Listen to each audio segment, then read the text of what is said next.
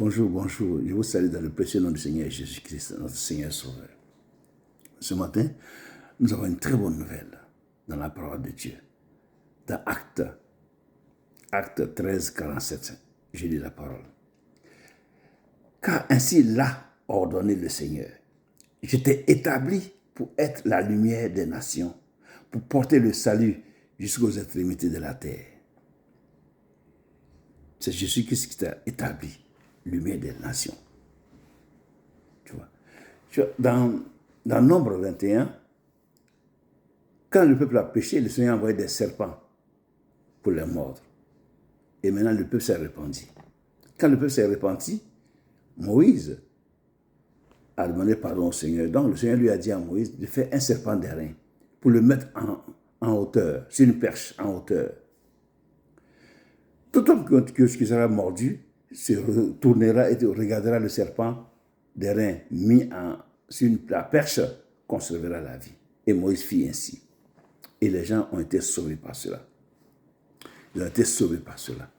Maintenant, quand le Seigneur Jésus est venu, dans Jean 3, 14, il dit, de même que Moïse éleva le serpent dans le désert, il faut de même que le Fils de l'homme soit élevé, afin que quiconque, quant à lui, ne périsse pas.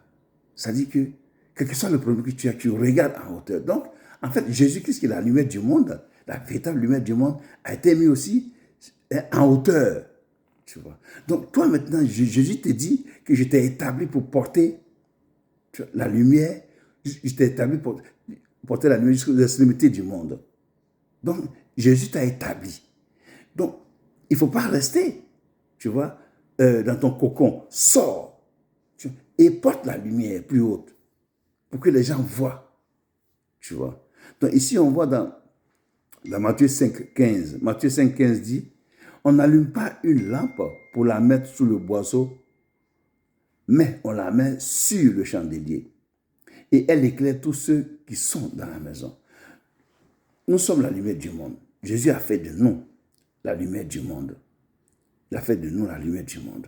Nous devons porter la parole. Nous devons porter l'évangile jusqu'aux extrémités de la terre. Nous devons parler de Jésus-Christ. Nous devons parler de l'évangile. Nous devons confesser le nom de Jésus-Christ. Nous ne devons pas avoir honte de l'évangile parce que ça sauve des âmes. Il ne faut pas se cacher. Il ne faut pas avoir honte de la parole de Dieu. Il faut le dire clairement car ça sauve des âmes. Donc, toi qui es enfant de Dieu, ne reste pas caché pour dire que ouais, je suis enfant de Dieu, c'est pour moi. Non, tu as été sauvé pour sauver. Le Seigneur Jésus t'a sauvé pour que tu sauves. Donc, sors de là où tu es et parle de Jésus dans ton travail. Parle de Jésus-Christ dans tes réunions. Parle de Jésus-Christ à tes voisins. Parle de Jésus-Christ partout où tu vas. Toi qui es dans ton travail. Toi qui es médecin. Toi qui es infirmière. Des gens viennent, ils sont à l'extrémité de leur vie. Parle de Jésus-Christ afin qu'ils ne meurent pas sans avoir fait se réconcilier avec Dieu. Il faut qu'ils se réconcilient avec Dieu avant de mourir. Et c'est toi qui es là-bas, c'est ton rôle à toi. Donc, ne minimise pas le rôle, le lieu que Dieu t'a donné. Lève-toi et parle de Jésus-Christ. N'aie pas honte. Parle de Jésus-Christ. Tu sauves des âmes. Tu sauves des âmes. Tu sauves des âmes. Et n'aie pas peur non plus parce que Dieu te protège. Dieu te protège. Donc n'aie pas honte. Parle de Jésus autour de toi. Parce que tu es la lumière du monde. Et porte la voix du Seigneur. Porte la voix du Seigneur jusqu'aux extrémités de la terre. Par ton comportement, gagne des âmes. Par ta parole, gagne des âmes à Jésus-Christ. Et qu'ils soient sauvés. Et tu auras une récompense très grande dans le ciel, dans le nom de Jésus-Christ. Que le Seigneur vous bénisse. Que le Seigneur vous bénisse et que la parole de Dieu soit bénie. Toi qui n'as pas encore décidé de donner ta vie à Jésus-Christ, c'est le moment de donner ta vie à Jésus-Christ. Toi qui hésites encore, c'est le moment de te lever pour te réconcilier avec ton Sauveur. Parce que tu ne sais pas qu'est-ce qui arrivera demain, ni après-demain. Tu ne sais pas.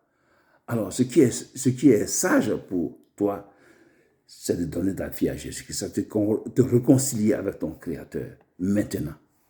Au nom de Jésus-Christ. La Bible dit que si vous entendez sa voix, n'endurcissez pas votre cœur, comme à Mériba.